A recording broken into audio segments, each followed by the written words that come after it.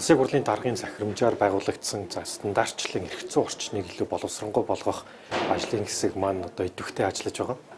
Тэгэхээр бидний өмнө тулгамдж байгаа маш олон асуудлын шийдэл нь дандаа стандарттай холбоотой одоо хүнс эм за мөн одоо байгаль орчин одоо агаарын бохирдол гэх мэт асуудлууд бол яг стандарт талаас бол одоо маш олон асуудлыг дагуулж байгаа. Бид нарт одоо жишээлбэл лабораторийн хүчин чадлаас хамаарат өнөөдөр бид нар Улаанбаатар хотын агаарын бохирдлын хэмжээг жишээлбэл нарийн деталь, хүнд металлын хэмжээнд нь бол одоо хүртэл бид нар лабораториор харж чадахгүй байна.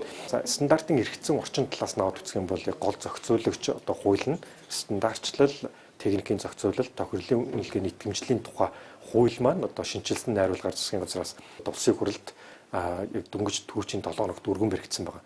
Тэгэхээр энэ стандартын эрх зүйн орчныг илүү боловсронгуй болгоход одоо гол үйлчилж байгаа одоо гол экосистемийг бүрдүүлэгч энэ хууль маань одоо улсын хурлаар хилцээд ороод ирэхээр одоо манай ажлын хэсэг дээр ирэхээр юм хүлээлттэй байна.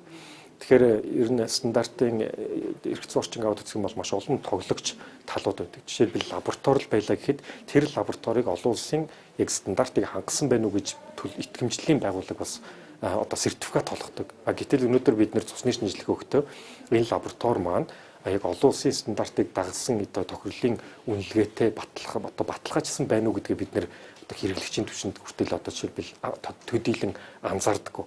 Тэгэхээр ийм мэдчлэн одоо маш олон бид бүхэнд одоо шийдэх асуудлууд байгаа. Тэгэхээр одоо жишээлбэл барилгын хөгжлийн төвөөс ахуулаад за эрчим хүч зам тээвэр дээр байдаг адилхан тэг тухайн стандартыг боловсруулах тэр одоо институцийг бол бид нэр илүү одоо улс төрөөс хол тий улс төржилтөөс ангид за мөн одоо илүү бие даасан мэрэгжлийн байх тэр тогтолцоороо явуулах одоо алхмыг бол бид хүн ажлын хэсгийн хүрээнд хийнэ гэж бодож байгаа.